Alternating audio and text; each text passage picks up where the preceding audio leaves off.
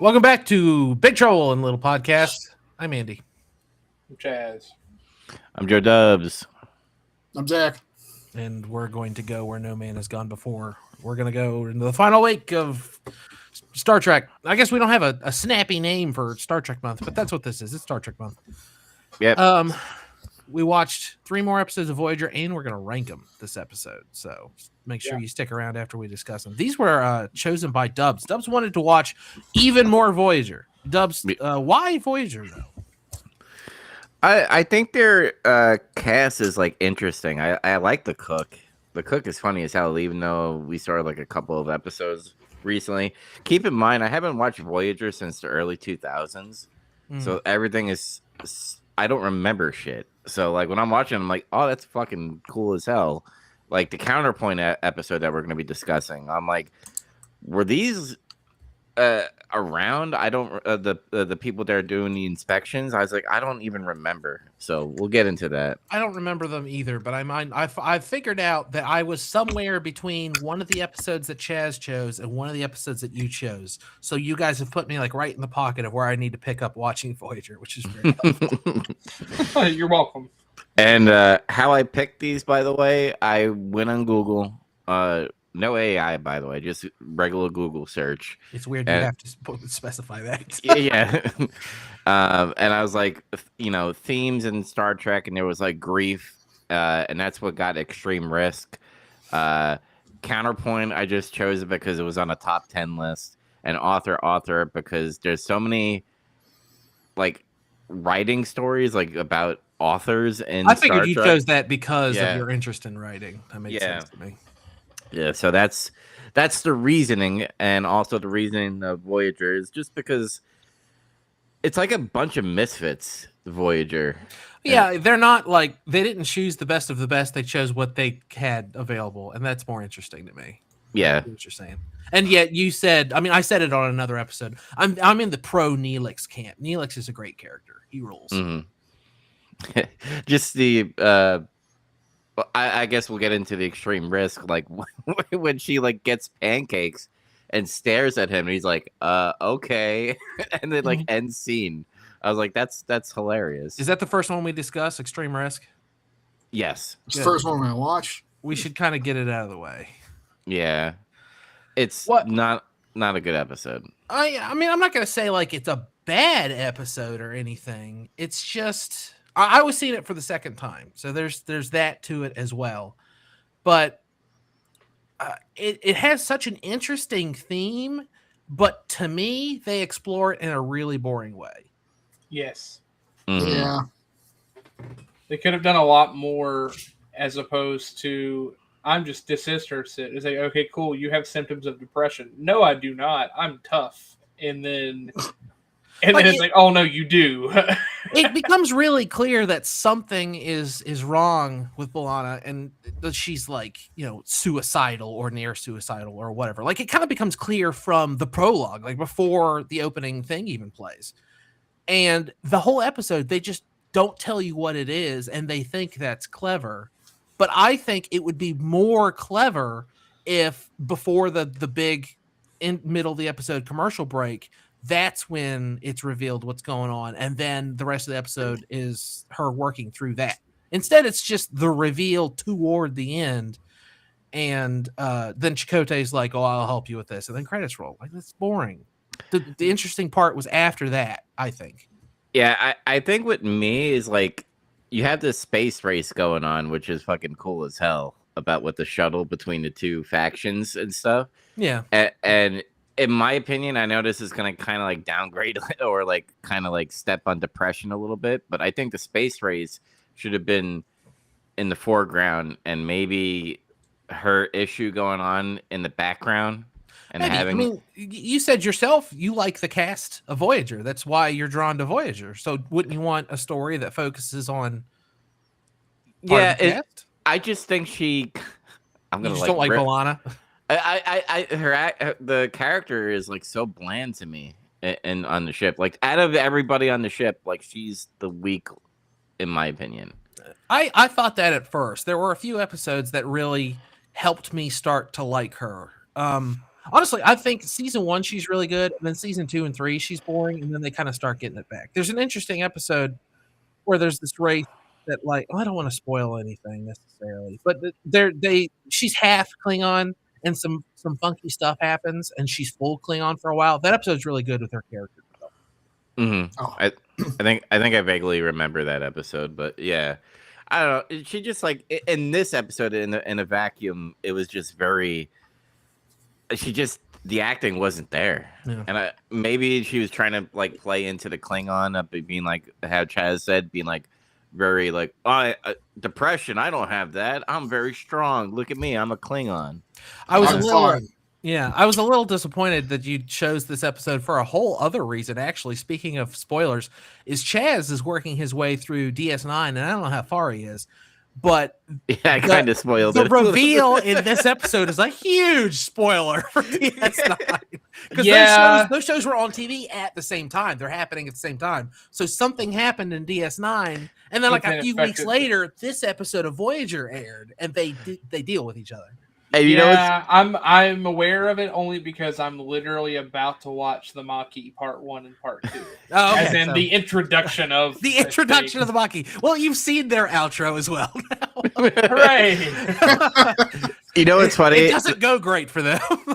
The one time I did use AI was to be like, hey, is there any like big spoilers in these episodes? And it like said no, because it's probably like Voyager, not a big spoiler and all that stuff. But when I watched it, I was like, ooh.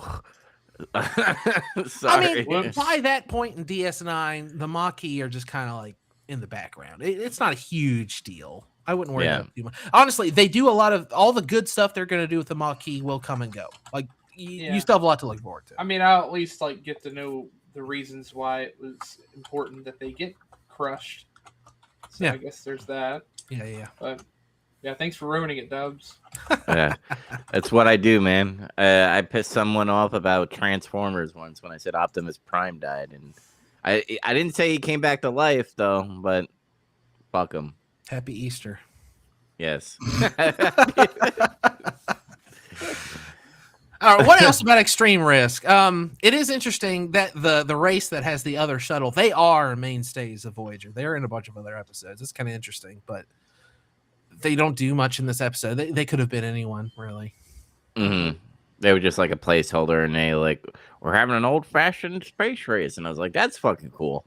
Yeah, like, I think the biggest problems with this episode are B'Elanna's like issue and arc with this episode. It took too long for them to get to the point where they wanted to fix it, and also it didn't seem like, at least they didn't put enough emphasis that she was integral to the other thing happening, because they made it kind of appear like, oh, well, everyone's able to do this without her. So if it were like a situation where it was very critical that she be involved, or like, you know, maybe it's not a space race, but like there's something that's happening that like threatens the lives of everyone else, and she's like, oh, I can't feel anything, I don't care. Like that would be much more interesting. Of like, oh, get your shit together, all of us are going to die if you don't do something.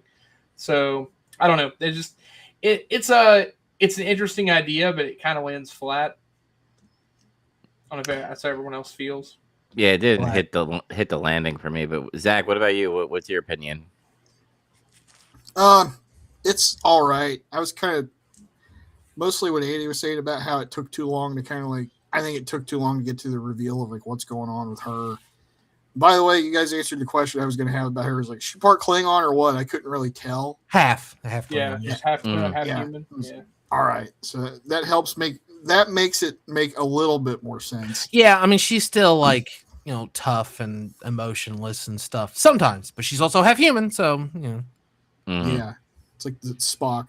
Yeah, exactly. They wanted like a kind of a Spock duality thing in this cast, and it works for the most part. The most interesting thing about her is that she is from the Maquis, along with Chakotay and some other characters, and that's what they should have focused on. I think it should have been like a group. Like they find out what happened in the Maquis, and then they deal with that. Because Chakotay is one of my favorite characters, and this is going to sound weird. Chakotay is one of the best additions to most Voyager stories, but a lot of the Chakotay episodes suck out loud. It's like when he gets his own episode, it's not great, but when he's in episodes doing stuff, he's like my favorite. So I go figure. Can't have good episodes.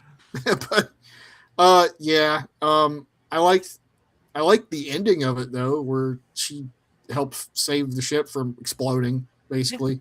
The little shuttle. Her autism activated, and she like made a fucking force field. She's like, I got this. You got this What the core. fuck is she doing? She's a bunch of Rube Goldberg shit. My favorite part is she turns up, and I can't remember his name, the other Vulcan on the crew. And she's like, "You're in my seat." And he's like, "Yes, man." And he just like leaves. I mean, he's a Vulcan. And he's like, "Okay, yeah, that checks out." And just like pieces out. Doesn't have a conversation. Just leaves. I don't know why. I laughed out loud. It's very funny. You're in my seat. And like one of the panels like bubbling up, about to explode and stuff, and she like pulls apart like a panel and like patches it up, and then the guy's like, "That's not gonna work." And then that's when she like does the whole force field like Inspector Gadget type of shit going on. She MacGyvered the force field. Yeah, there you go, MacGyver. That's the word I'm learning. Yeah, the episode isn't like the worst thing I've ever seen, but yeah, it's flat. Flat's a good way to put it. It's a bit uninspired. Mm-hmm. Yep. Hey, was she just fighting a random Kardashian in the? I think so. I didn't recognize who that was. So I think she's just like fighting tough dudes. She's pissed off at the Kardashians because they're involved in the elimination of the Maquis. So I thought it was that Ducat guy almost for a second, because remember they all look the same almost. that would have been funny. That would have been fun if they could have. He could have guest starred on an episode of Voyager for some reason, and that's how they Just found for some it. reason. I mean, I didn't know. I didn't know like if there was a crossover at one point or something. So I don't know if that character was on DS9. I don't remember. Yeah, it's okay though. I don't like dislike it. It's just a little flat. It's like you opened a soda and it's like this is good soda. You drink it and it's kind of flat. You're like, oh. Or when you like buy a bag of chips and you like it's all blown up and shit, you open that shit up, it's like a quarter full. You're like, fuck. Oh, yeah. All right, that's enough Man. soda metaphors. Let's talk about Counterpoint. You mean the The best second episode? metaphor was a potato chip. It is the metaphor. best episode. Counterpoint Yeah. still annoys me though. Counterpoint is like an 8 or a 9 out of 10, but it could have been a 10 out of 10. Yeah, it's so close. Well, Okay. okay. I'll get straight into what I want to say about Counterpoint. It's greatly put together. It's well written. I like it a lot. It's very well acted. Yes. It's really cool. I kind of see the twist coming in it, but I still wondered the nature of the twist, like his betrayal or whatever. But I was really kind of hoping that they would surprise me with a double twist. I think that would have been the 10 out of 10 for me. Yeah, if it turned out he faked her out, and like, oh, I betrayed you, haha. But not really. I didn't really betray you. Yeah, then at the very end, he did something that like assured they would get away, and it either like cost him his life or like something like that. That would have been 10 out of 10, at least for me. That's what I was kind of hoping for too, and it didn't happen. And I was like, well, that was still really fucking good. So No, fine. it's still great. It's still Yeah. one of my favorite episodes of Voyager, bar none. Yeah, I thought it was very strong. It's very well put together, and I don't know, not that it's a double twist, but just the fact that she's able to get him back, I thought was still good. Like, I don't know, I still like the way it ended, but I agree it's like so close to like a perfect episode, but still great. Yeah, I detected a twist. He comes on board, and the telepaths are like, "Well, we'll just read his mind and see if he's going to deceive us." And then they just kind of move on from that, and they want you to like not think about it. And all I could think about was how is he going to become a betrayer, and that I was looking for it. Mm-hmm.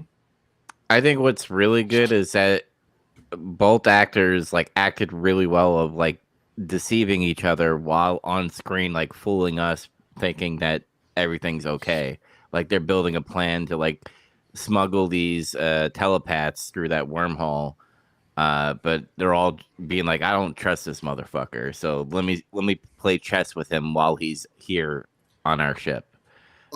It's not just that. They also have like this really weird chemistry together. It's like strange. It's like they're really playing off of each other really well. I was like, has this guy been in this fucking show before? Because I don't know. You know, I don't know if they've encountered each other before or not. I don't remember. So I don't that's think why. so. Yeah. Because I had the same feeling too. Because I'm like, she's kind of fallen for him too quickly. Like, and they're kind of like hinting like there's history, but like it's done in the writing where like, oh, we've got inspected before by these this race of people. I guess these are space Nazis, right? Sort of. Yeah. Are you hiding telepaths under your Yeah, they're looking floorboards? for. Yeah, exactly right. Yeah. Yeah, I mean we're hiding Space Anne Nazis. Frank telepaths pretty They're much. they're doing like really fucked up fascist shit to the background of classical music. Yeah, they're space Nazis. Oh yeah, even the classical music. I kind of forgot about that part. Yeah, that's Yeah. even. It's also a even nice touch in the whole bit of using the classical music as its background of exchanging their It's like, interesting. It's an like- interesting addition. It's really cool. He like changes his voice when he's like an evil asshole. He's like this very like charismatic, but like when he's like a good guy, wanna fuck Janeway, he's like normal voice. It's kind of weird. It's like I get it for like visual and audio. Like, hey, he's nice now because he's being a defective from that. Which I understand. Janeway saw this probably in advance, but like him just showing up out of nowhere and being like, hey, now I'm not on their team anymore. Oh, by the way, these two warships are coming. I'm going to go back on their ship and everything's going to be A-okay. I'm like, that's not kosher at all. Like, he's going to get caught. And then they're going to throw him in jail. But then he's like, nope, back in my position. I canceled my PTO, everybody. I'm back. Time to do inspection time. So, like, it's written on the wall, like, oh, there's going to be a swerve. But I was hoping for the triple swerve where Janeway comes in for the swerve, and then another swerve where they, like, have a happy ending where, like, hey, we got them. Let's make out. I mean, it is a happy ending at least, but Yeah. that's why I was like, he sacrifices himself or something, because otherwise he has to like become part of the show, and I didn't see that happening. Mm-hmm. There was one thing in this episode that still bothers me to now, and it's a total like, you know, straighten my glasses, get on Reddit and complain moment, but I'm gonna say it anyway.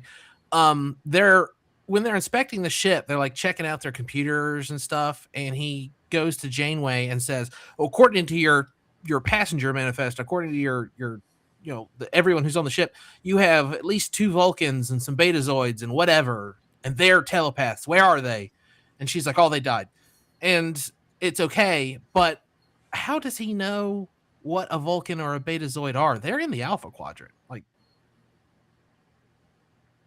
I don't know. I was hoping someone would be like, oh, because blank, but I was like, how does he know what that is? Like, they could have just been like Vulcan. I don't know, whatever. They're dummies. They don't know how to telepath. They're Betazoids. No, they don't do nothing. I ain't seen this show before. I don't got an answer. No, Yeah. I mean, the whole point is they're a gajillion miles away. They're like not anywhere near Vulcan or Beta Z. So, whatever. But that might have been like, hey, we're doing a Star Trek show. We have to like make sure they're in the same universe. I don't know. Well, hang on a second. Didn't he say at some point that he had access to like their ship's files and shit? Yeah. Maybe he was. I guess. I mean, it wasn't the first time he was on their ship, so maybe he like, you know, did like Control F and then did empath, telepath, and then like, oh, we're gonna have to find these jerks. He's like, God damn, there's more of these people. We need to expand the empire and fucking snuff them maybe out. he, like wrote it down. Yeah. This is a nitpick, but it like kept on bothering me because every time they came onto you know, the ship Voyager, Tuvok or Chakotay said like they materialized in like these different sections. Yeah. Do they not have beam technology? Is it something different? Because usually when they say like, oh, we're beaming to this area, they would say, oh, they're beaming aboard or they're beaming here. You can beam anywhere. It's just how safe is it? And if shields are up, you can't at all. Mm. But I think like because the ship is stationary and they're complying, they can kind of just beam onto wherever. Okay. If you're like in combat or your shields are up or, you know, shit's going on and there's stuff in the air, you probably can't do it as easily. That's why there's teleporter pads or whatever. But yeah, I mean, you remember in the other shows, they're like, I need you to teleport me directly to the hospital right now. It's just from point to point on the ship or whatever. So Yeah. And they're just like materializing in Ready Room 1, and then they had that their talk and all that stuff. about music, about coffee. How does he know coffee, by the way? Oh, he read the files. Like, oh, this is coffee. It's not the first time he's been there, and Janeway drinks coffee constantly. So, yeah, one of the best parts of that character. Well, what else? What else do you guys like about this episode, or what do you guys hate about this episode? I already said it. Yeah, I don't really have much. I actually think it's really well written. Yeah, I liked it a lot. I liked the acting in it. You know, not much else to say. I feel like I've kind of gone over everything else. Yeah, Dubs, I want to know what you have, like what problem you have with this episode. Yeah, what's your problem? I mean, going by the ranking, which we're not doing yet. Like, obviously, what's your deal, man? Yeah, shit. What is your deal? What the hell? He doesn't like Janeway. You don't like Mother? There's a woman character in this episode. No, it just. He literally wrote his comment. He said 3 stars, not enough dicks. Hey, at least I ranked it above Extreme Risk and Author, even though you guys liked Author more than I did. Yeah, but okay, I get that. I didn't like it more. Extreme Risk featured a woman, and Author featured a hologram, which is like basically the same as a woman in your mind. So No, a hologram is more like a man than a woman. No, a hologram can't vote. Women shouldn't vote. Oh boy, I'm gonna get out of here on that one. That's just kidding. I'm just kidding. Something about the 19th. I don't know. It just didn't like. It's a good episode. I just didn't hit with me. I don't know why.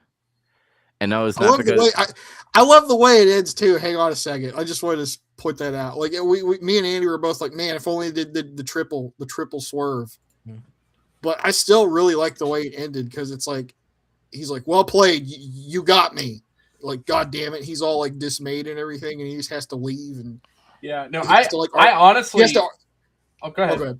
No, you interrupted me. No. Fine. I thought you were done. So, yeah, the way that he makes his reveal that he's actually bad after all, and tricks her, and I'm like, oh man, how are they gonna get out of this pickle? And I actually really like that they let her outsmart him, and he had to just like accept. All right, fair enough, and just like had to accept. Okay, I got outsmarted. I just like that. It's a little convenient. It's a little convenient that he then has to be like, no, you tell everyone that this never happened. We're out of here. Yeah, no, it is. But I also like that it's like a notch for her because I like her as a commander. So yeah, the shot of her just sitting there in the chair, just having like the 1,000-yard stare after it's all over, and it just pauses for a minute. I'm like, damn. Yeah, it was good. It was. Yeah, you would think for a faction like that who's like inspecting and keeping track of all these people that there would be no one reporting this guy for not taking warships to a Federation ship and almost doing all that stuff. But whatever, it's Star Trek. But I mean, they're way out in nowhere. Like, what are you gonna do? They got weird rules and shit. It's like those weird fat guys with their hierarchy, how they have to ask the hierarchy, can we do this? Are we allowed to do this? You know, maybe they have weird fucking rules and protocols too. So. Fucking sending a Western Union in space. Can we kill them?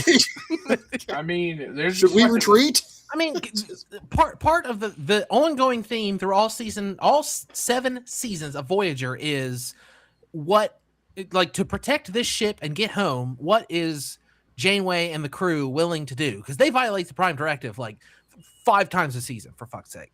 So ultimately, that's kind of the thesis of Voyager, I think, is what's it going to take?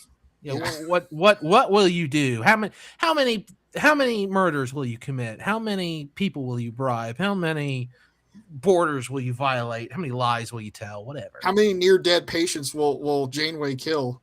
That's right. So, I guess we could lead into Author. Yes, he did. Am I here? Hello? I don't know. Yeah. I don't have anything else to say about this one. I liked it though. You guys can see me, right? Yeah. Okay. Yeah. Want to, I guess, do author now? Yep. Let's get into it since you talked about the Janeway. I kind of liked this one. That's a good way to put it, actually. Yeah, I mean, it's another Doctor episode too, I suppose. It's one of those. Honestly, I think it's one of the weaker Doctor episodes because usually his episodes rule. Yeah, this one's not as interesting, I think, as some of his other ones usually are. I think the problem with this episode is it feels like there's two different episodes crammed into one with this episode, and both of them are interesting, but neither get enough time to fully develop and cook, in my opinion. Yeah, it's like half A Measure of a Man, the episode of TNG where they have to decide if Data's a person. Yep. And then it's also half him writing a book. So it's kind of crowding Measure of a Man a little bit. Yeah, I think you nailed it. I think that is the problem with this episode. You actually could literally make this a 2-part episode, and it doesn't even have to be like in sequence. It could literally be the first part of author could be a whole episode on its own, and then they resolve like something happens or they find some the way cliffhanger is he actually published his book. Yeah, exactly. And then like later on, whether it's the very next episode or a few episodes later, we get to, okay, now everyone knows about this book. This is the damage that's been done. And then the whole episode plays out in the rights of a hologram. Like that would have been totally fine. But they really rush that at the end, and it kind of takes like a huge like swing. Like it's almost like neck breaking how much the tonal shift takes on, because initially it's like, oh, he fucked up because he's making the everyone look bad. And then they and again, it is an interesting flip because the whole thing is he's giving off the subconscious thing of, I am treated like crap because I'm the hologram. I'm treated like less of a person because of this, even though it's fiction. But people write about what they know, and then it turns around that he actually can't have the rights to what he needs because he's a hologram and not a person. And it's actually a kind of cool thing, but it just feels like it's rushed. Like I said, it'd be cool as a 2-part episode. I think 2-part would have been better, but if that were the case, then the second part would be one of my favorite episodes, and the first part would be a stinker. Because I was real turned off by this episode until I published your book, and then before they said it in the episode, I had the aha moment. Oh, he doesn't have rights. Oh my god! And then I did the same thing. And then when all that happened, I was like, "Oh, this is really cool. This is interesting." From there on, I was really interested in the episode, and that's kind of why it's middle of the road. So I think you nailed it. You hit the nail on the head. I don't necessarily think it would have been a stinker if they would have given it a way to develop in him realizing the error of how he's writing things. Maybe they build it a different way that gives it there's more drama to it than, you just. Do you really think that way of us? And then, but they don't give enough detail to that because it's only going to be half the episode. And then at the halfway point, we get a whole different take, right? Yeah, I think it would have been better because we would have got more of the Doctor and Tom, and their interactions are always really great. Yeah, exactly. It would have just been cool to see that play out. And then the other part, you could have focused so much more on things. And I really like the very end of it where all the other holograms in the mine are like, hey, check this out, read it. That's just really cool. Yeah, I like that too. What'd you think? I think they were double dipping a little bit with this though too, where it's like they already had an episode where they did things where they showed the whole crew acting way different from how they usually do. It's Star Trek. They got a bunch of those, I guess. Yeah, but it's with the same character though. Well, it's from the same source and everything. Isn't that the whole thing of it doesn't. I mean, it doesn't help that we watched them back to back like this. There's so many types of Star Trek episodes, right? Yeah, it comes down to it. This is almost 2 different episodes by that identity, but definitely fits 2 different molds. The crew's acting different, and then you get Measure of a Man, which is immediately what I jumped to as well when I saw that they said, "Oh, we're publishing it anyway." No, fuck you, you're a hologram. What are you gonna do? Stop me? There is one huge thing. There's a big problem that I had that I thought they were going to address. Because he's writing the book and he's making everyone look bad, and everyone's the same, them but different. And he changes the names, really stupid. Tom Paris becomes Tom Marseille, dumb stuff like that. And then they're like, "Oh, you can't make us look bad." And Tom teaches him a lesson, makes it look like he's a huge prick in his story, he sexually assaults a patient or whatever. And that's hilarious, by the That way. is I did funny. like that was really funny. But I like that a lot. but then he learns his lesson, and I thought he was going to write what he knows more precisely, because he even says the reason I want to write this book is because I think it's really important that there's all these holograms and people don't realize that they have all this potential. They have this potential to have aspirations and to advance themselves and become more fully complete beings. And so he thinks that he needs to write this important work of fiction. Well, I don't think a book about civil rights should be fiction. I think he should just write an actual book that demonstrates his point, because obviously he can demonstrate his point from real life experiences, and he should draw on those. I don't like that he makes shit up. I think that's a less powerful argument for civil rights. But then we wouldn't get to Tonka Chakotay. Kind of cheapens it a little bit. Well, you could have had that at the beginning, and then Tom could have taught him a lesson, and then he's like, you know what, this will be better anyway. And then he would change the book, and then he would go and they'd say, oh, we already published the bad version. And you could still have that same story. I just wanted him to realize that if you're fighting for civil rights, it's more important to tell truths, not do lies. something real. Yeah, no, I get that. Yeah. And I almost wonder if part of that, like this, and again, this goes back to this whole, like, this could have been its own episode up to the point of the bad version being published, is that he is in some type of turmoil internally, because he does feel like in a lot of ways, it's not just about the other holograms that have the potential, but for as good as he has it, he also still faces those hurdles. And I mean, in the episode itself shows that, right? So I think this is one of those deals where maybe he is processing it in a way that says, I can't tell the truth because I'm worried about how this would affect my crew, but then he inadvertently offends them anyway, because he tries to, like, instead of just making it different, he like creates a much more dramatic, hostile environment, and based off of the things around him in real life, and then that creates the problem. So yeah, I agree. It would have been really cool if he took that and then said, wait, I actually just could write my story and write an autobiography and use that as a way to say, hey, this is where I'm at, and other holograms can be that way too. And then they publish the trash. Yeah. Then we get a second episode, all about, like, almost like literally Measure of a Man, where they're in court and they're actively fighting this case to prove, hey, he's a person. Yeah, all he would have to do is write all these episodes where he does dumb shit like, I want to program a command thing. I wanted to learn how to daydream. I wanted to do all this other stuff. Mm-hmm. That could have been the book. We've been watching the show, and we have, just as well as anyone, seen that the Doctor is becoming a real person and character. Exactly. So, but whatever. Yep. It's a shame. It's just a shame, because this is an episode that's like 6 or 7 out of 10, but could have been like a 9, 10 out of 10. 100%. This episode's not far off from that, but still so far away. Like it could almost, I would argue, like, this is an episode that could have been an 8 and a 10 in 2 separate episodes, and then pushed together to make a 6. Yeah, that's right. Yeah, that math checks out. Sorry, I think Chaz and I kind of steamrolled it. What do you guys think? Well, you guys. Sorry. Yeah, I think there's something there. The idea of it maybe being a 2-parter instead is pretty interesting, especially if it's spaced out. Like, you get the second part like a season or 2 later. That'd be neat.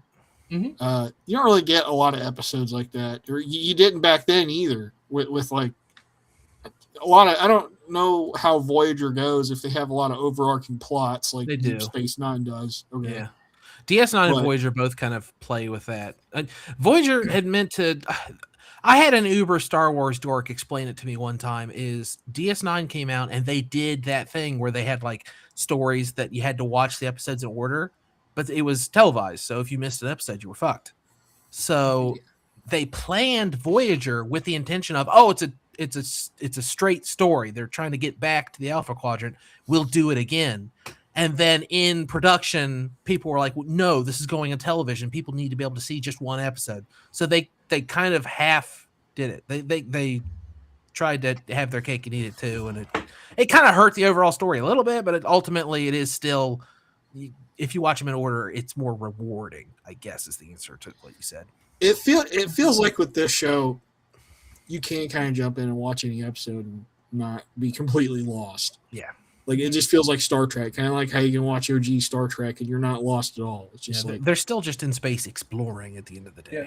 I mean, I think of these 3 episodes, like Extreme Risk actually is the one that really suffers from not actually have watched the series or DS9 for that matter, because there's probably I really much felt like more, I was missing a lot of context. I felt like in that exactly. I feel like there's much more impact related to that if I know what the Maquis are and why they're important to them. Like I don't understand because I've not watched the pilot of the series. I have no idea what that means to Chakotay and B'Elanna. So I feel like that to me was missing, and then that disconnect made it like, okay, well, this is just an episode about depression and how people are in denial of it sometimes and whatever. We can move on. Or the other 2 episodes stood on their own and they were great. You didn't need anything, like really. I mean, I feel like I could have watched these. Could have been the first 2 episodes of this series I watched, and it still would have resonated. Yeah, Mm-hmm. for sure. Trying to think if there's any. If you guys are interested, real quick, to give Extreme Risk a little bit extra context, the whole reason Voyager started is the first scene of Voyager actually takes place in Quark's bar on DS9 because Voyager is at DS9 because they are about to leave on a mission to go to the Badlands to look for the Maquis. That's Voyager's purpose: find and stop the Maquis. And they get into a fight with a Maquis ship, and then some kooky bullshit happens, and they end up in the Gamma Quadrant.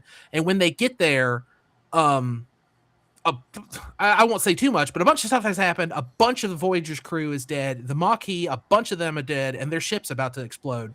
So they bring all the Maquis over to Voyager, and they figure out what the hell's going on, and they kind of put the 2 crews together. That's why the second in command is Chakotay, who is a Maquis officer, and they kind of go from there. That's the season 1 is all about these 2 crews trying to get along that were literally fighting to the death in the pilot.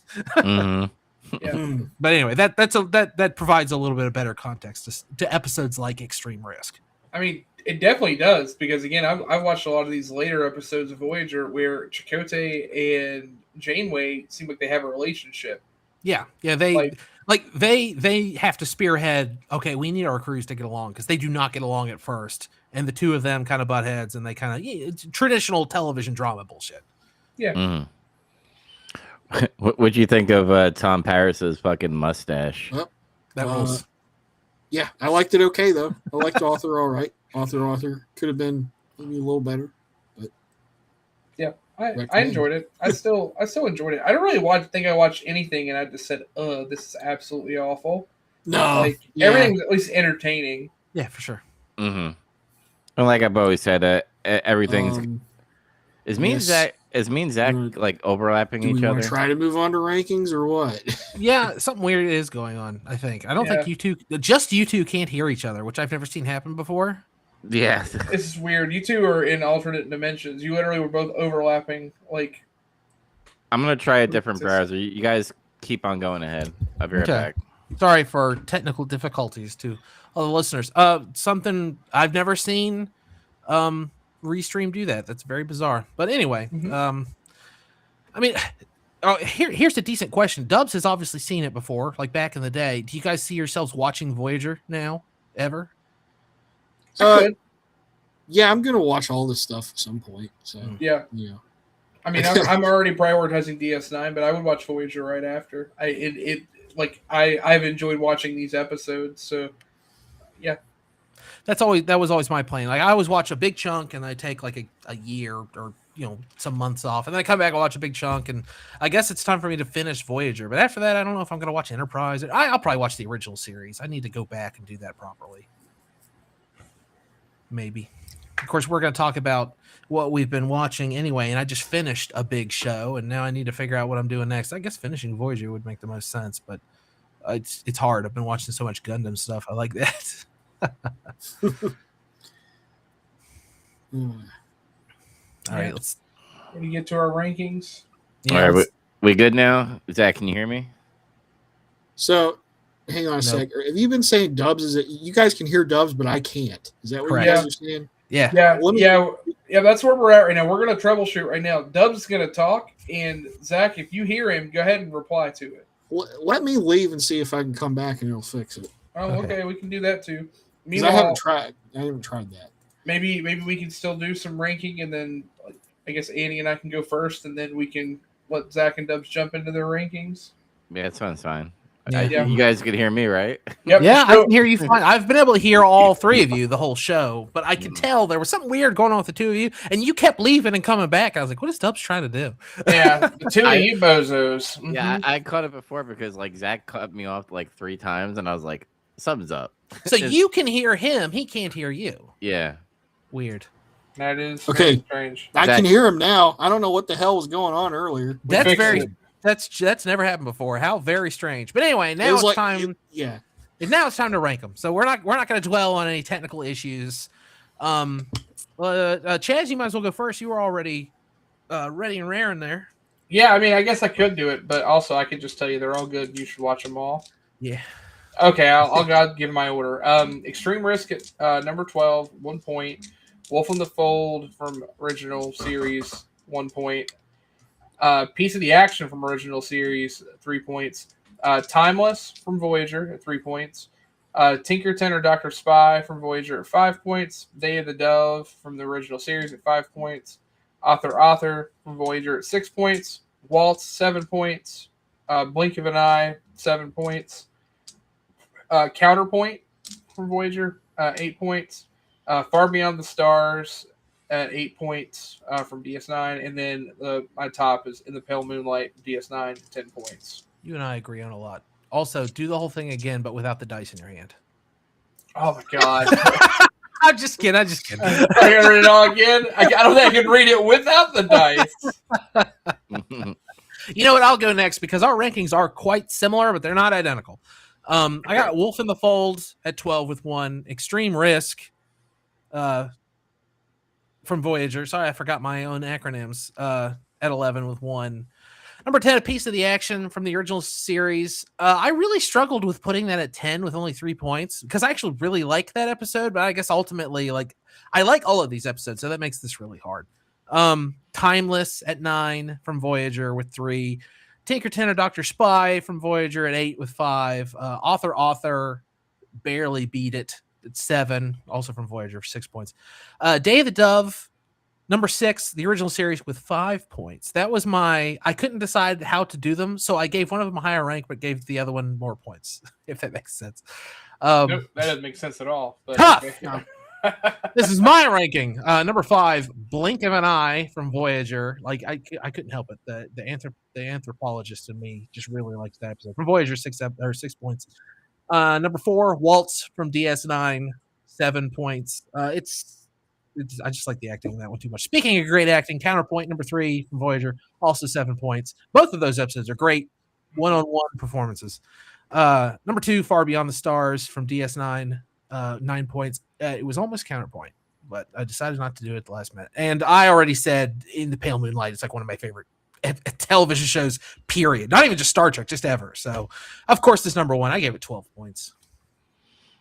All right, I'll go next. I'm not gonna say what shows because we already did it twice. So you guys already know what it is. That makes sense. So number 12, I have author at 1 point. At number 11, I have A Piece of the Action at 2 points.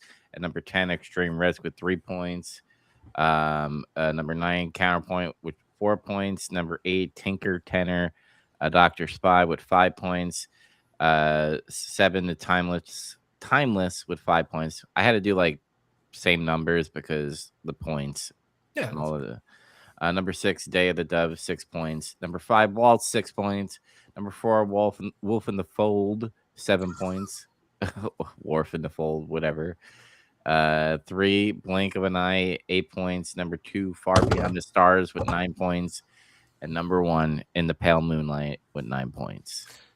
We almost all agree that Day of the Dove is the best original episode that we watched. Yeah, I look at Dub's list and I just really think, man, he really hates Janeway as a captain.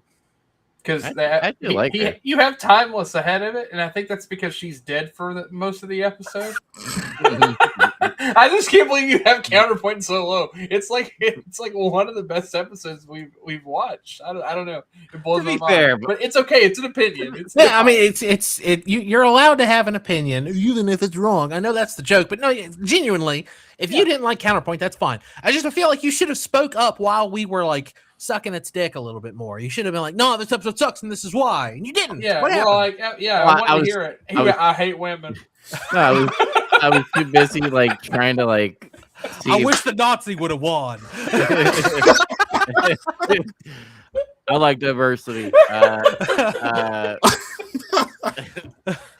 That's actually the Dude, problem. The DEI Nazi didn't captain. win. No, hey, I mean for real though. If you still have an answer, I wouldn't mind taking a step back because I do want to hear it. I really don't have a good reason besides it just didn't tickle my fanny. That's all. Yeah, that's fair. Yeah. I mean, to be fair, Timeless is very much a Dubs episode, so I get why you have it rated a little higher, even if it's just at 5 And points. to be is Dubs. fair, it wasn't just Janeway just died. It's not like someone shot her and I was like, "Fuck yeah!" I know, but like She took a whole ship down to the ocean. Well, and we've talked about it already in the previous episode, which you should check out if you haven't been watching Star Trek Month. But Timeless is an interesting premise, but very flawed because of the I really dislike when they're like, "Oh, this is the absolute wrong lesson for you to learn." Yeah, we're gonna reward that, but it's a cool episode. Yeah, so it's a very pulpy sci-fi story. it is. So that's fine. It's Wolf in the Fold's kind of like that. Honestly, I'm not even gonna lie. I couldn't get over it. That whole episode fell apart for me when I realized, is that Piglet? That makes it better for me. I think it's better because of that. Well, speaking of how much better you think it is, you're the last one to give us your ranking. Yeah, let's hear Well, it. Timeless is at the bottom, number 12. Whoa, I'm not mad. It's okay. It's just I don't like it as much for like all the other reasons we talked about before. I don't know how you could. Like if you don't you're not like, "Oh man, I hope they save Neelix. I hope they save Tuvok." Like you don't fucking care about these characters. Like a wolf in the fold is 11. Even though I was real big proponent of it, it's just like not as good as some of these other episodes I saw. So that's the way it goes. it is what it is. Even though there was the Piglet reveal. That's true. Scotty hates women. Yeah, he's like you. Yeah. No, Except I don't kill bitches, I guess. yeah, yet. Yeah.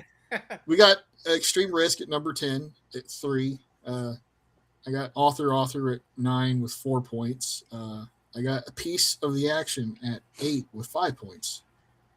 Day of the Dove at 7 with 5 points. Waltz at 6 with 5 points. Look, it's better than the other ones, even though they all have the same points. It's just I couldn't. My thing with Waltz was I lacked so much of the context for why it was so good. Imagine how much better it's going to be when you have that context. This is like the most I got of it was the acting was great, and so was the writing. Yeah, I'm excited to watch that one again once I've gotten to that point, based on what I've already watched. Honestly, like I already liked that episode a lot and was excited to choose it. And while I was watching it, I was like, I fucking forgot how good this episode is because I've seen it this time. I got Far Beyond Stars at 5 with 6 points. In Pale Moonlight at 4 with 7. Tinker Tailor Dr. Spy, number 3 with 8 points. It's so high for me because I love how silly it was. It is a hammy episode. It's good. It's a very entertaining episode. You're very much an original series coded Star Trek fan, I think. Well, I also explained that it reminded me of a lot of the comedic X-Files episodes, which are some of my favorite ones. That's right. Yeah, I remember. It hit a soft spot. Yeah. Yeah. Blink of an Eye, number 2 with 9 points. I just really like that whole episode, how it played out. Like you see the whole civilization evolve over time and all that shit. That's great. Cool. And Counterpoint's number 1 for me at 10 points because of the swerves and the acting. And that episode made me like Janeway a lot too. And not that I didn't before. She's very likable. So you're gonna be a Voyager stan now. I mean, maybe you should just skip it. Just watch Voyager now. No, I'm gonna watch TNG. That's what I'm gonna do next after I get done watching the movies. Honestly, you've seen a pretty sizable chunk of TNG at this point because we watched it here on the show. Not really. I mean, I'm not saying you've watched all of it. I'm just saying, like, He got the beats. We pretty much gave him the beats. The story. I I've wish seen. we- Yeah. I wish we hadn't already seen the movies because I'd be like, fuck it, let's just watch the movies. Let's watch them again. I don't care. They're good. Hey, maybe Let's do it again. I don't give a shit. Let's go. Quit right. quit living 3 hours away from me, and you can just come up this weekend and we'll just marathon them all. All right, let's all do the fucking Planet of the Apes too. Let's go. Yeah, maybe. All of them. Are we doing Big Trouble remastered? Is that what this is? Big Trouble, that's right.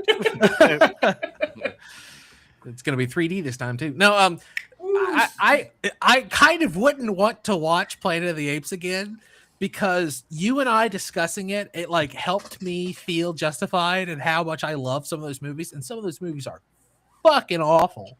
Mm-hmm. But if we watched it with them, they would very rightfully point out how terrible they are, and it would make me feel bad. Because we went hard on the Planet of the Apes ranking. Like we went like real hard. That's okay. I mean, we destroyed Dubs when he made us watch Suburban Commando. I mean, That's this true. movie fucking sucks. That's one of my most cherished Big Trouble memories. No, I didn't hit you guys with War of the Worlds. That's the lowest. That's the He lowest. literally I'd brought rather his watch favorite- Suburban Commando. He brought his He favorite didn't toy have to show and any- tell. He didn't have any fond memories or connections to that movie, though. It wasn't like Suburban Commando. Yeah.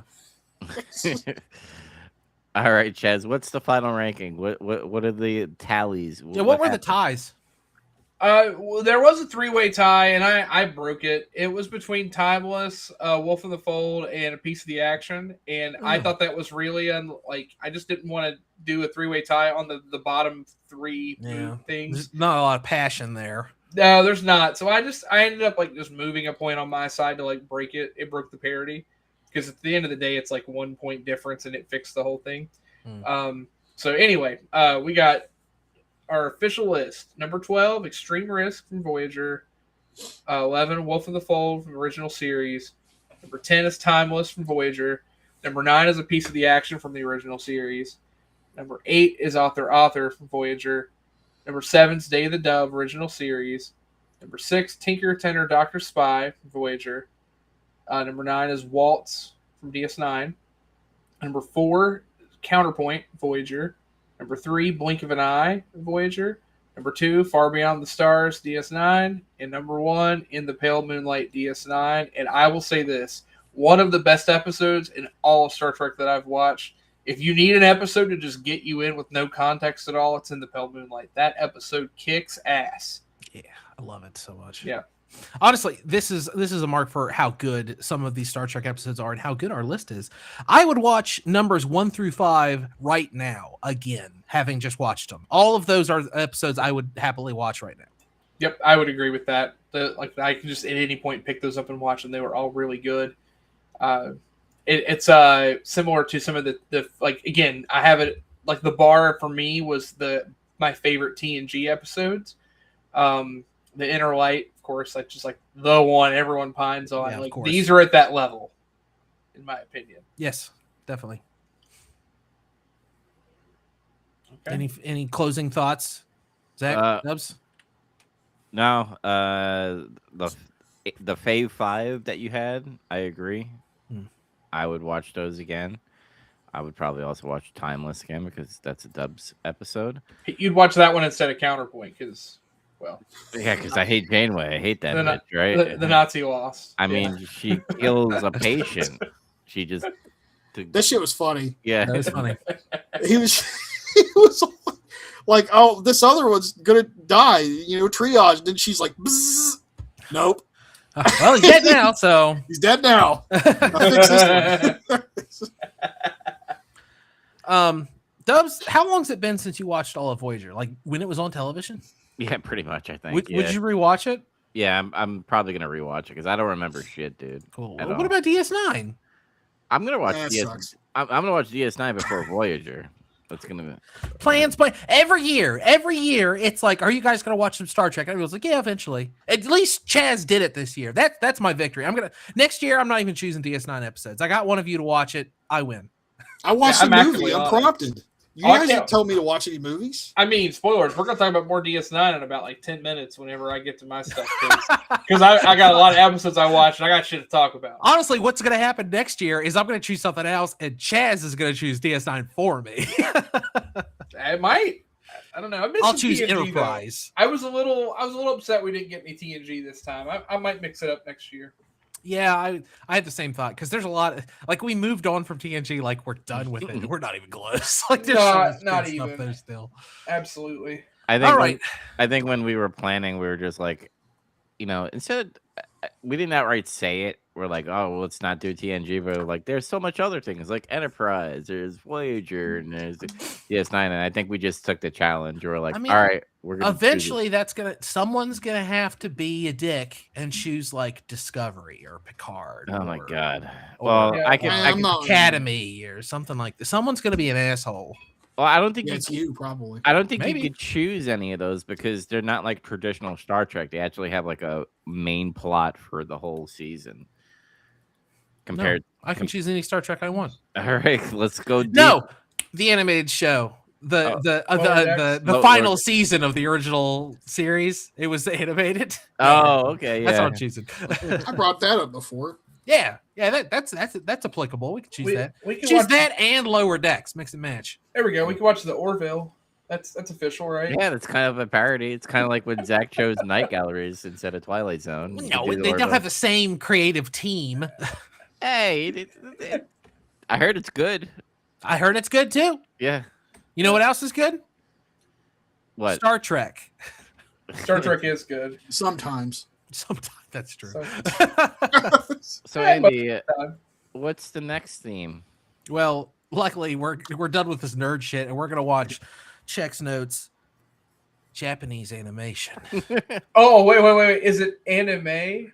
Japanimation, I think it's called. Just like one of my Japanese anime. Just like one of my Japanese anime. You made cartoons?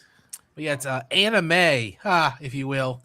We're gonna watch anime movies. I don't know what to call. I don't know how else to snarkily do it. We're gonna watch Perfect Blue, which I did not choose, but is still one of my favorite anime movies of all time. From one of my favorite directors of all time too.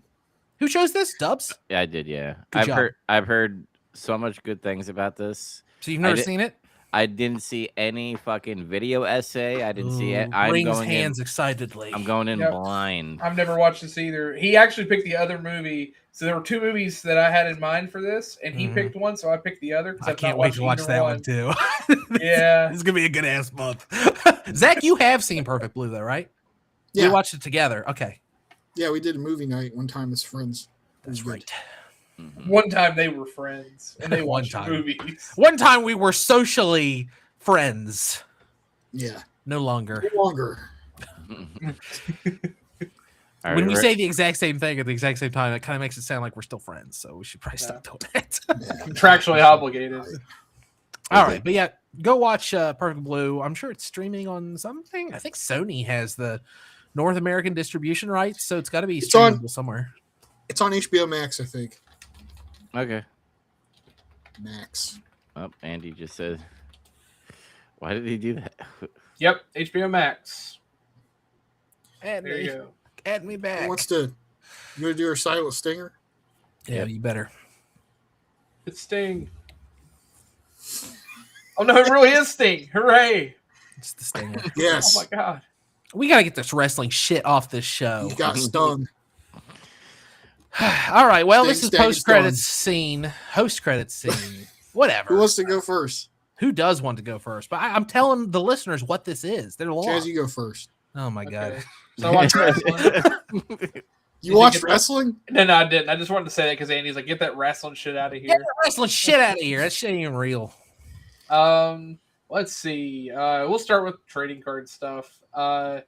So did our weekly Pokemon thing, and instead of casting, I actually played and got third place in our weekly tournament, which was cool. Funny enough, my only loss was to the mirror match. Someone was inspired to build my deck and then play it, and we played each other the first round, and I got cheesed. Did they say now I've become the master? Well, then they proceeded to Star Wars lose twice, and then I won the rest of my rounds. So no, they're still not the master. How embarrassing! Yeah, But anyway, yeah, it was it had a good tournament though. As far as other TCG stuff is concerned though, I now only own 2 TCGs. I have officially sold all of my Lorcana. Good. I no longer play Lorcana, so it's out of here. Got a good deal on it all. Man, Zach was really upset about that. But yeah, I have my Gundam stuff, and I've actually am trying to convince one of the local guys up here to help me start a Gundam local here. Good. So I think Someone's we're gotta gonna do it. I think we're gonna do it. I'm gonna play Pokemon, and that'll be my really competitive thing. And then Gundam's gonna be more of like, hey, if I can casually play and have fun with it, I'll do that. I'm gonna try That's to not gonna slowly last. push. Hey, but that's fine. I'm not gonna travel the country to play Gundam. I'm just gonna play it. It'll be fine. That's not gonna last. This guy's gonna be going to every new type challenge and all the regionals, and he'll be in Japan next year. or I some was about to shit. be like, he's gonna be like, guys, I gotta take a week off. I'm going to Japan. No. He's gonna watch Mobile Suit Gundam and it's gonna just light fire. Here's the thing, that would be cool and all, but at the same time, I have a lot of plans as far as getting back into Pokemon Standard. So yeah, Pokemon's going to be my priority for travel and competitive stuff, and I need something to like debuff that. I realize like having 2 card games is really fun if they're different enough. So I think Gundam will help buffer that, but I don't need to play super competitive. I just want to have fun with it. So Hell yeah. anyway, that's what I plan on doing. I played some video games. Talk about that. So for Easter, I wanted to celebrate with my favorite lich, and I played Castlevania. Yay! So, yeah, everyone else was like something about Jesus, and I was at work, so I was like, "Nah, I'm gonna kill Dracula over and over and over because he keeps coming back." So I played the original, and then I beat the original Castlevania, and then I beat Castlevania 2. Why? Yeah, I have regrets, but I did it. And then I beat Castlevania 3. Oh, no, that's a delight. Yeah. That's okay. So it was like pretty cool to what a horrible day to play this game. To, if you know, you know, to, hey, we're back. We're so back. This game's great. So yeah, it was a lot of fun. I didn't do all of that like on one day. I did most of it, but I was actually like, we were so slow on Easter because we try to tell the clinic and the managers, hey, no one's going to come to the office if we're open on Easter. So I literally just got paid to play video games basically all day. Word. And yeah, it was kind of cool. Awesome. But yeah, played some Mortal Kombat collection, just dabbled a little bit with that. Randomly fatalities. I mean, the ones I remember, like there's like 3 or 4 characters I just like they're hardwired. Like someone could like, I don't know, like probably could like take a probe and press a certain button in my head, and I would just like say what the fatality input is. But yeah, played a little bit of that. It was fun. Played a little bit of Dark Souls. Haven't touched that in a little while. Started a little like fun run with that. I keep thinking about wanting to play that game again. And then as far as stuff I watched, been watching more of the Pokemon the animated series. We are so close to the episode where Charizard finally listens to Ash. I'm so excited. We're like literally 2 episodes away from it. We've been deep. I mean, like we're like 90 some episodes in or something now, or 100 episodes in. Do they ever explain why he doesn't listen to him? Yeah, so it's more of a like it just has a very like defiant personality as it evolves, and to be fair, they just never explain it. Like Ash gets lucky with a lot of the stuff that happens, and he's just not a very good trainer.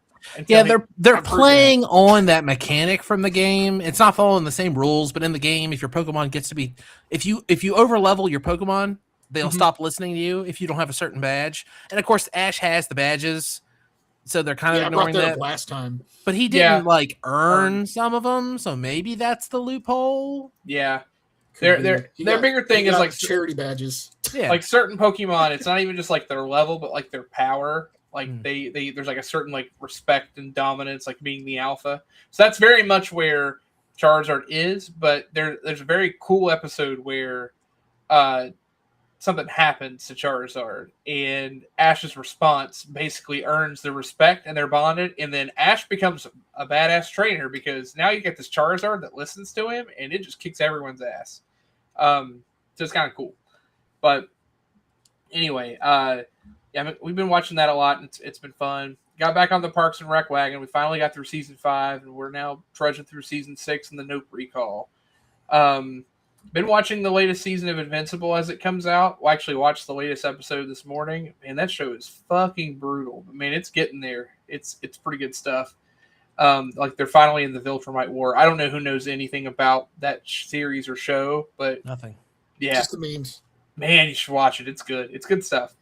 I've actually been resisting the urge. I think The Boys came out. The last season's episode 1 came out today, and I'm just gonna wait because I'm watching too many things at once, and I'm just gonna wait until I finish and get to that. But and then I'm saving as far as what I watched for last DS9. I'm now like 3/4 of the way through season 2. I've been churning through episodes. I watched an episode today that really fucked with my head a little. It was really good. The episode Paradise. I don't know if that rings a bell. It's O'Brien and Cisco end up on an inhabited planet, and there's like a colony of people, and it turns out they crashed there 10 years ago, and technology doesn't work. My god, that episode's such a mind fuck. It is, isn't it? That woman's a fucking psycho. Holy shit. That episode is rough. Yeah, no, for sure. Oh, dude, when she's like, just put on these clothes and you can have the water, and he fucking crawls back into the box. I was like, motherfucker. Cisco's got my respect, man. He's up there with Picard for sure. It was a good episode. Yeah, I've been enjoying it a lot. I think literally the next 2 episodes I watch are the 2-part where the Maquis get introduced, which is really funny. I watched their demise before I watched their uprising. I'm really excited, and you're gonna know it when it happens. I'm really excited because there's a character that joins the Maquis that is very unexpected, and I'm really excited for you to get that far and to hear what you think about it. Oh boy, okay. It's something really out of left field. I think you're gonna like it. Okay. I'm excited to see what happens there. And then I did have one other thing that I watched because, man, YouTube is a fucking weird thing, man. I went down the weirdest rabbit hole of things, and I can't wait to explain point A to point B. I've been watching speedrunning stuff. You know, I've watched my Castlevania and whatever. There's a new Summoning Salt video today. Hooray. Yeah, so I've been watching these like randomizer races, and then somehow I got something about some fighting game stuff, and I've been watching like, apparently there's a cool thing in Super Smash Bros. Melee's competitive scene where if you know anything about that, for the longest time, that game is 20 years old now, and for the forever, like all of like the highest tiers have been figured out, and it's like these are the best characters and these are the best players, and they've been the best players in the world for whatever. There's like this 18-year-old kid that is just thrashing through everyone with Luigi, who is not a high tier character. And Let's go, that rules. Like watching the episodes of this kid destroying them online and then telling him to suck his dick. It's so funny. Like it's actually amazing. So I ended up watching these. And then somehow I ended up watching. You guys remember or know what And One Basketball is? Yes. Yeah. Like the street ball stuff. I don't know how, but the algorithm said he'll totally enjoy watching like stuff about And One Basketball, which then led me to watch. I found a whole like YouTube channel on the professor, who is like this like scrawny little white kid who was like crazy good with ball handles that would like. He ended up like on the And One team, and then later like couldn't make it in the NBA, but just continued to like just travel. And now he's like one of the most popular like live stream hoopers. Like he literally just shows up to random parks and just challenges people and like clowns on people 1-on-1 and just makes a shit ton of money live streaming it. I don't know. I went down a weird fucking rabbit hole. It's Larry Bird in the hood. No, for sure. Like he's every bit of like 5'9" or 5'10", but just like shitting on people. It's great. It's good stuff to watch. I enjoyed it, and as a kid, it was a whole cultural thing. Like we watched all this street ball stuff.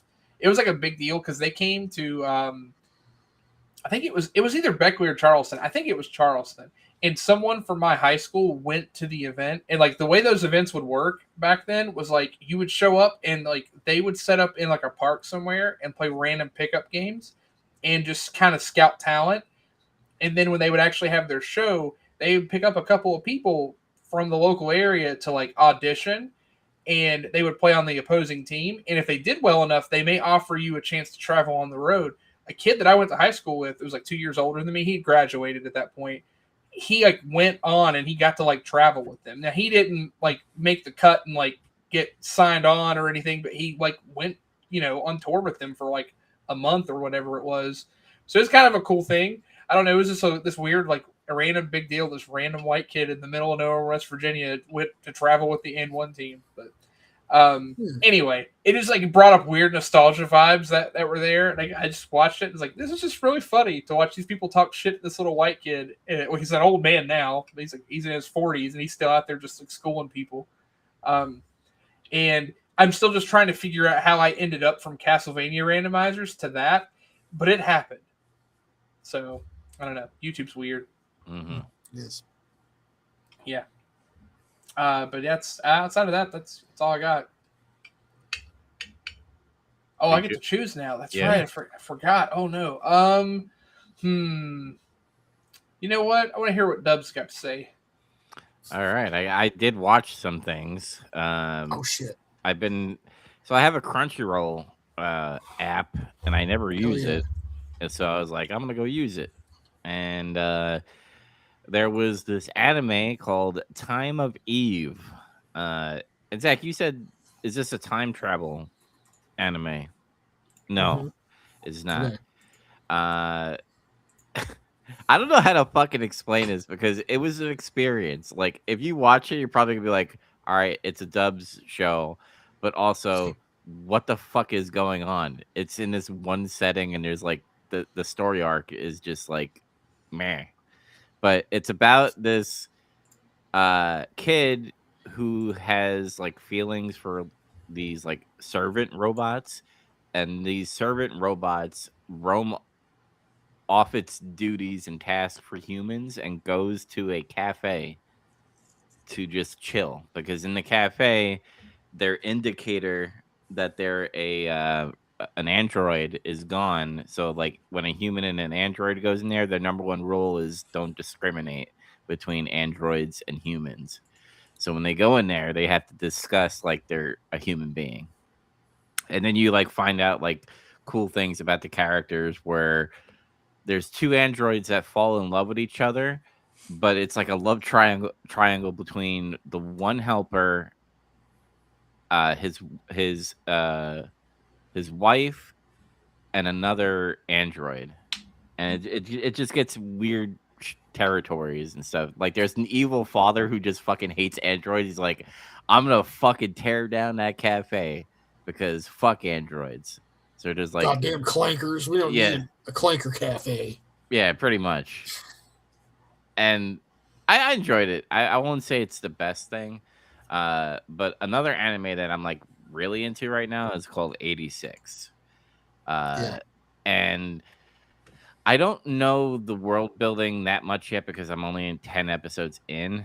But there's a hierarchy. There's a people within the wall, kind of like Attack on Titan, just without the fucking Titans attacking the city.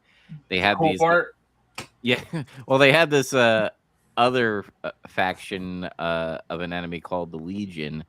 They're kind of like fuck. What's that StarCraft faction? Zerg. Zerg. Yeah, they're kind of like Zergs, like robotic Zergs. And the hierarchy, the people on the outside of the wall in District 86, they're like subhuman, and the people within the walls are like, we ain't fucking fighting this war, you are. So they give them like little like mechs to go fight these Legion people, and they use them as cannon fodder. Damn, they put the chuds in the Gundams. It chudded them. But the music is good. The characters are well written. Like I'm actually like getting into them. Like I'm like, fuck no, why did that person die? What the fuck? So I'm into it. Cool. Yeah. So I'm getting back into it. I'm picking and choosing my animes. I'm not fucking like going into the new shows blind. I'm just going like jumping into random shit. Yeah. I'm just going like, hey, this looks like a cool idea. And if I don't like it, I just go, fuck it. I don't want to watch it.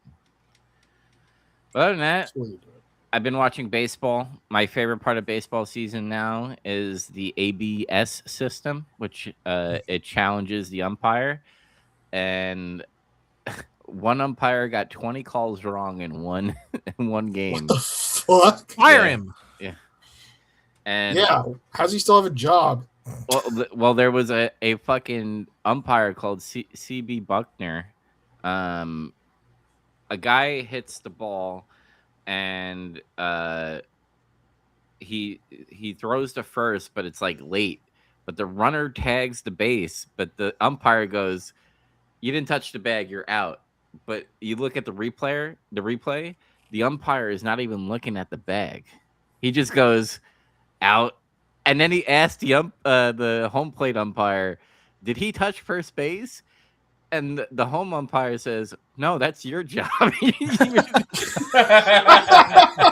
What were you doing? I love that response. No, that's your fucking job. Yeah. It's not like he has fucking telescopic vision, like he's an owl. Like, Yeah. But it's so funny to see like the umpires get fucking shit on now because literally the ball would be like, imagine this as the strike zone and the ball's like up here, and they'll go like strike, and then like the catcher will go like this. This is for like a challenge, so they tap their helmet, and then they have this system where the camera is like above, and I believe it's in the center field, where it captures the ball movement and where it's being placed and how far you like miss the strike zone and stuff, and you can overturn an umpire's dumb call. And like usually, what's great about networks is when they get it wrong, they always zoom in on the umpire's face to catch his reaction when it gets overturned. Well, naturally. Yeah, but my Mets are doing okay.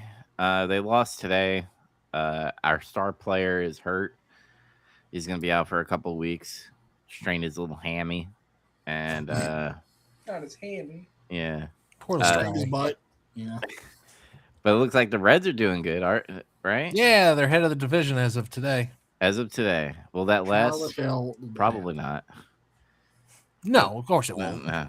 It's fun for now. They came back and beat the Marlins in a pretty exciting way. So When are you guys going to the game? When's that game? July something or June something. June 17th. That's it. Ah, nice.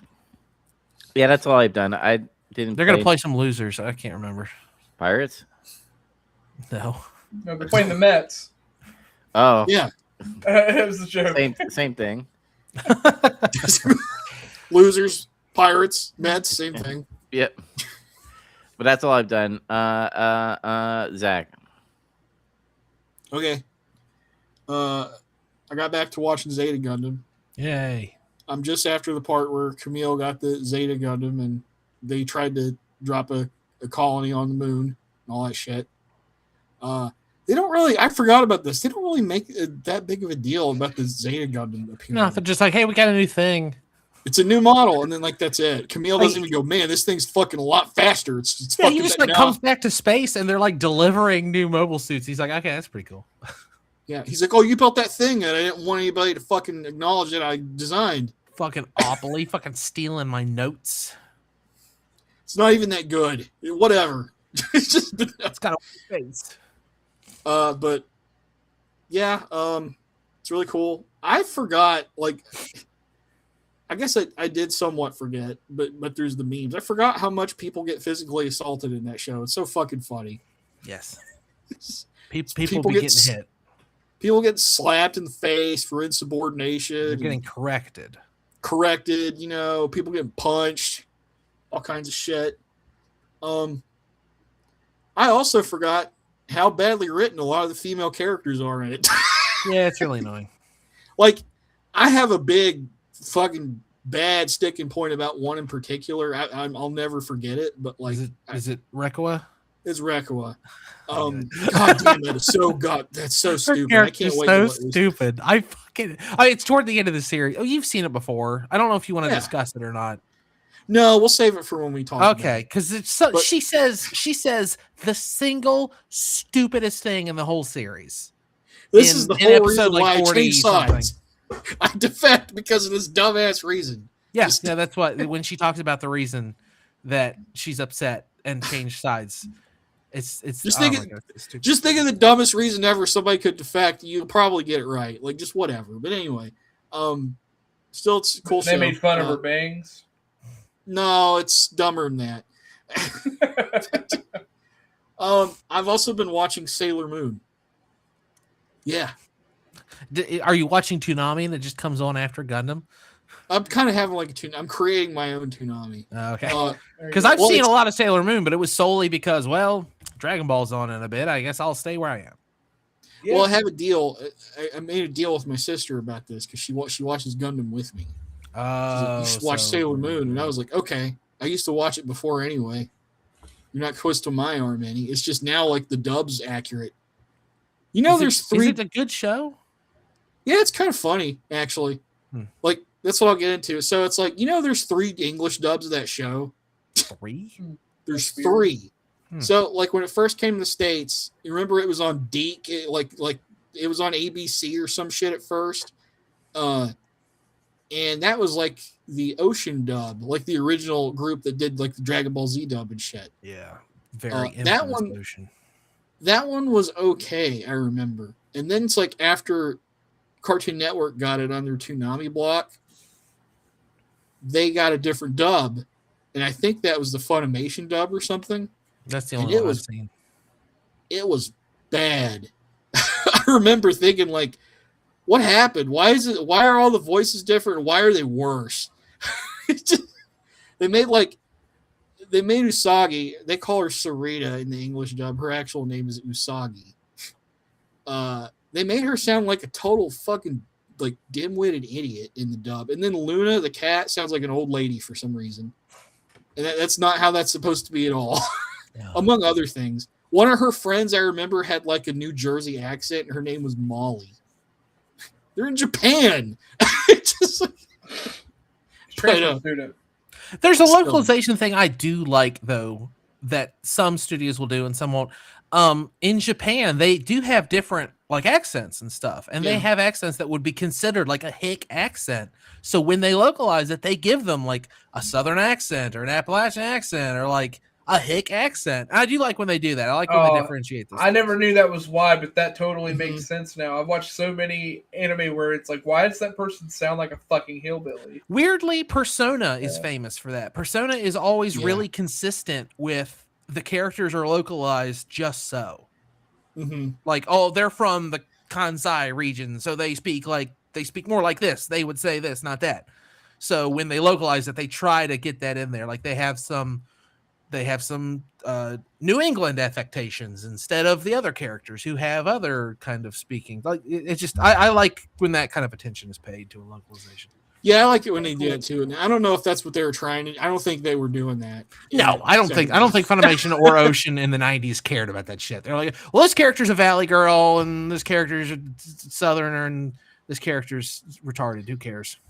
It's pretty funny though. The show actually is, because it's like the protagonist is like lazy, not good at school, and just kind of selfish. Which is like, that's very not on brand for like anime protagonist even back then, you know, and like that was like 92 or something. So it's kind of funny that she's like the main character. But there's also there's good vibes, you know, early 90s anime, like the way it looks and everything. One thing that stood out to me the most though was the backgrounds in it.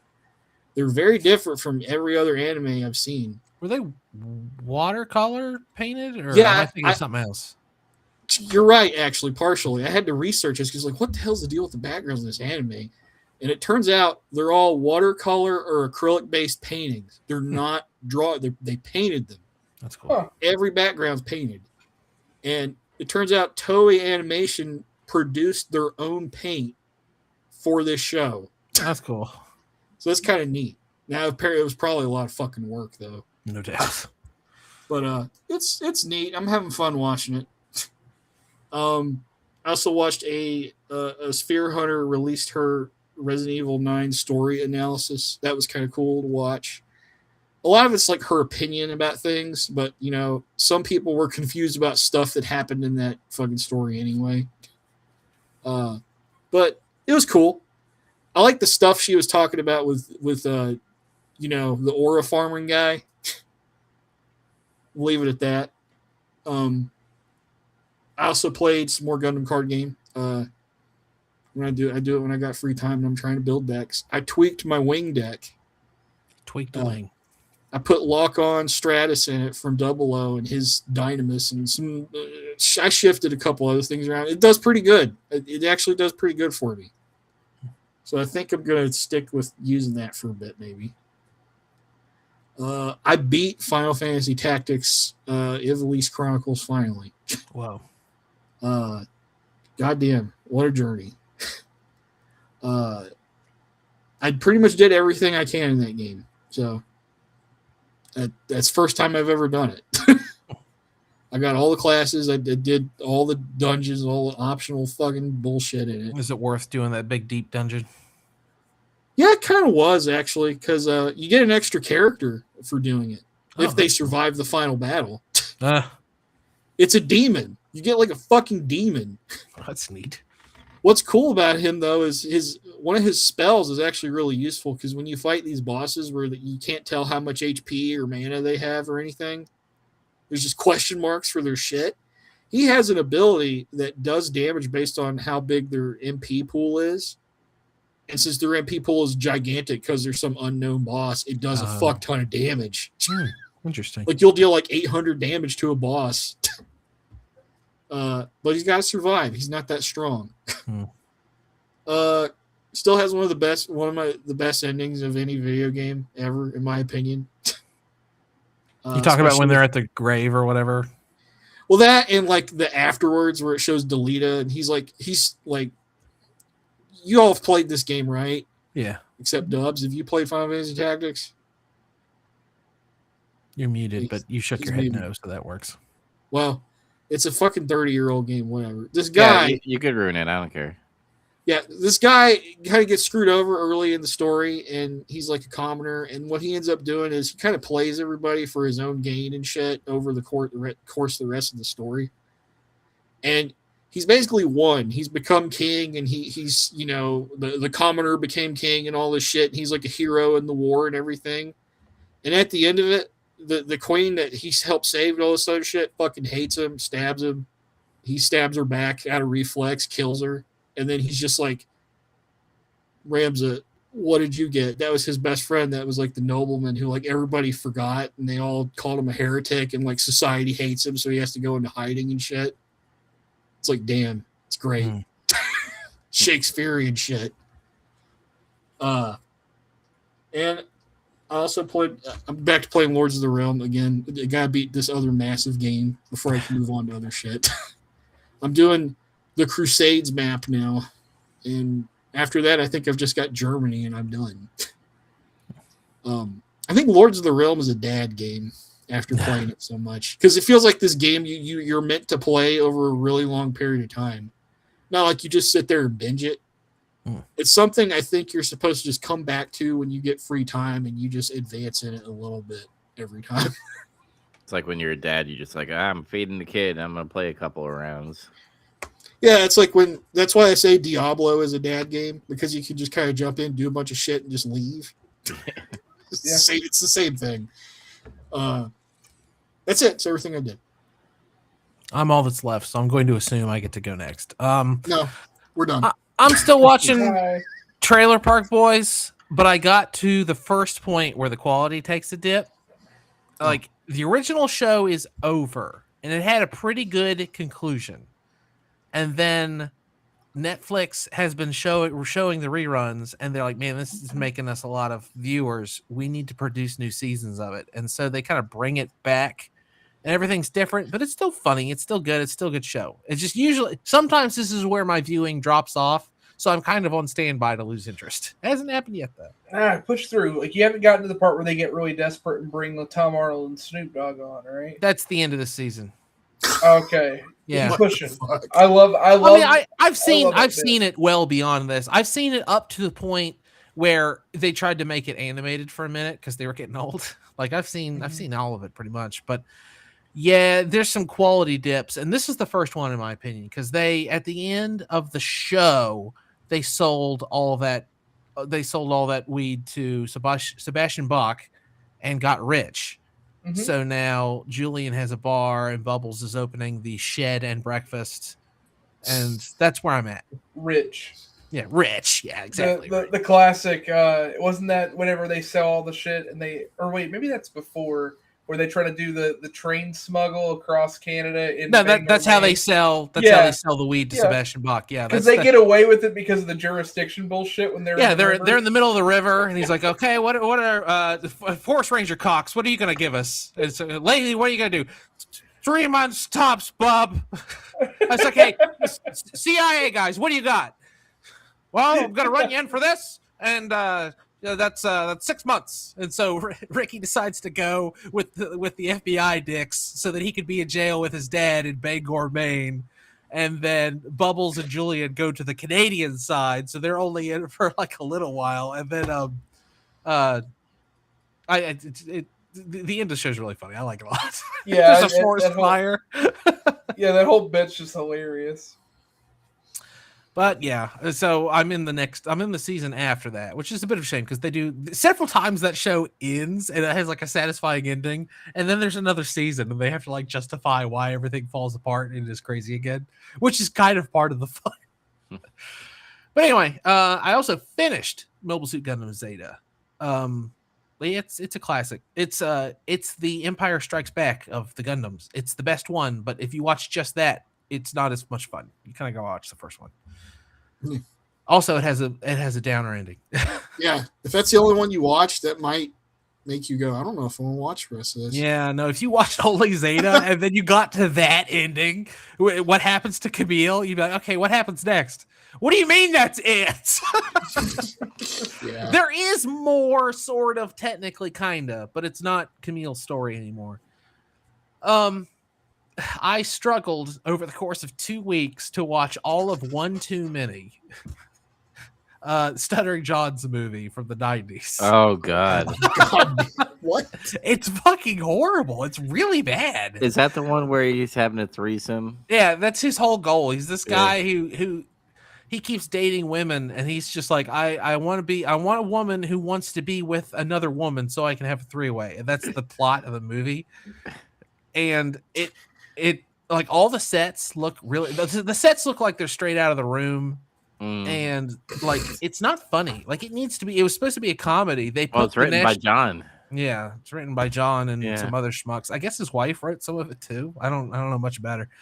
But it's real bad. It is not worth watching. I struggled through it just so I could be like, oh, I have watched One Too Many. And like I said, it took several sit downs. I didn't watch it all at once. I watched it at five little chunks. Did you hear the commentary? Yeah, I didn't. I heard it on WATP when Adam brought it in, and that was pretty entertaining. I love the part where he's like, fucking Steven Spielberg, he starts talking about Jaws. Yeah, on his own commentary of the movie, and the director's like, maybe we should talk about our movie. Yeah. Let's see what else. And then I had to watch something to balance it out. All of my my new Criterions from the sale came in, so I rewatched Network, which is just straight up one of the best movies that has ever been made. None of you have seen Network, right? No. That movie's at the top of my list for figure out how to get it on the show. But it's hard because it's just about a news anchor who finds out he's going to get fired, and he kind of I know about this. Yeah, he kind of snaps a little bit, and he starts like saying what he really thinks on the air. And the main plot is Faye Dunaway is trying to like she's all about like sensational television. She's trying to get ratings up, and she's like, oh, this is perfect, we should do this. And she has an affair with the guy who programs the news division, and it's kind of their thing. And then he gets fired, and she kind of takes over, and they're just running the news guy who goes on air and speaks his mind. It has some of the best monologues that have ever been written for film, just bar none, period. And several of them. One of my favorite scenes is they go to a shadowy a shadowy boardroom, and Ned Beatty like tells him how it is, like tells him that there is no religion and there's no government, there's only money. And it's just such a good speech, and it is absolutely timeless. This movie came out in the 70s and is just as relevant today as it ever was. It's really good. But anyway, I'm gonna like, if you guys get a chance to watch Network, I highly recommend it. You would think, oh, it's one of the best movies ever made, and it's about the news, so it's probably like 3 hours long and boring, right? No, it's like 2 hours, and it is, you will not be bored one time. It is so good. But like I said, if I can find it, I don't know what it would fit into for us to watch on the show, but I'll figure it out. We need to, oh, I got it. We're gonna watch Sidney Lumet movies one day. That's what we got to do. So we can watch that and 12 Angry Men, and I don't know, some other stuff. And what else? I think that's all I watched. I did play one single game. I played Space Giraffe. Okay. Anyone? Space No. Giraffe? No one. Space Giraffe was an Xbox 360 exclusive, and it's been on my wish list for like ever. And it went on sale for $2.50, and I was at home, and I was like, "Oh, I'll play some fucking Space Giraffe." Space Giraffe is horrendously like trippy and psychedelic, and it's basically Tempest. It's Tempest with extra, like Tempest on mushrooms is what it is. Okay. And I don't mean the game's on mushrooms. I mean you fucking are on mushrooms when you play Space Giraffe. Space Giraffe is just, it was like kind of an experiment. And when it came out, there was a lot of games press about it because everyone was kind of like, I can't believe Microsoft published this. Like, what are we doing? And I don't know. If you like Tempest, you'll like it. I don't even remember this. That's my I feel review. like I memory holder or something. Really, I distinctly remember when it came out. I was working at GameStop at the time, so you must have been probably as well. But yeah. If you look it up and see screenshots of it, you'll get an idea. And bear in mind, the sound design is just as erratic as the visuals. So what you're looking at, you're listening to as well. It's insane. But it's fun. It's $2.50, and if you like Tempest, I highly recommend dropping them quarters on it. It's fun. And then other than that, just been doing Big Trouble reps. We actually opened I opened a $160 card this week, so that was pretty exciting. Oh, cool! What card you open? It's the Mega for Alligator EX out of Ascended Heroes. That's really cool. I like that card, but it's kind of disappointing in a way. Like, I was excited to have the card, and then that episode did numbers, and I was like, how does the algorithm know that this is an exciting episode? Like, how does it know the difference? But sure enough, so it kind of sucks because now it incentivizes, I got to open good stuff on the show, but who knows how that can happen? Spend more money or something. I also opened a pack of Prismatic Evolution this last week, and that episode did really well because that's what everyone wants to see, is that set.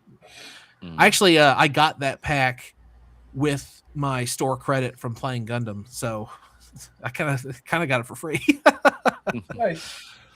They didn't have Gundam packs, so they just gave us store credit, and then they also gave us a bunch of promos, and two of the promos I got are worth more than $30, and I paid $10 to play that game. So go play Gundam; it's fun and lucrative. But yeah, I mean that's all I watched and played, and normally this is where I put all the plugs in, but Dubs is going to give us his elevator pitch for Lost in Nightmares first, and then we'll talk about where you can catch us all and where you can catch the show. Lost in Nightmares is a place where me and Zach could cover our horror and survival horror type of games. It used to be called the Nemesis Project when we were doing Resident Evil games, but we decided, hey, let's not just do one franchise. We like to do all the franchise, and that's what we're doing at the moment. The last episode you did was Resident Evil, though. Yep, we did Resident Evil 9 Requiem, not Rectum. And what's the next game we're covering? That's what I was about to ask. It's Crow Country. Crow Country, yes. I want to play that game too. We'll play it. Yeah. Okay. I guess I could. But yeah, definitely, if that sounded interesting, go follow Lost in Nightmares. It's available on YouTube, of course, and it's got links to all of our other stuff. And of course, you can also check out Getting Some Color if you like wrestling. You can check out Turbo Blaze GLC if you like learning about how to be good at Pokemon, which I've never successfully been able to do. And of course, if you don't care about being good at games, you just want to see them cards, you got to come follow Big Trouble Rips. And of course, if you're listening to this, you probably like Big Trouble in Little Podcast. Make sure you remember to follow us on Google Podcasts, iTunes, Spotify. We're everywhere that you can get finer podcasts, and of course we're on YouTube as well if you want to get it early and get to see us. But yeah, make sure you watch Perfect Blue and return for anime starting next week. Thanks for listening. Peace out. I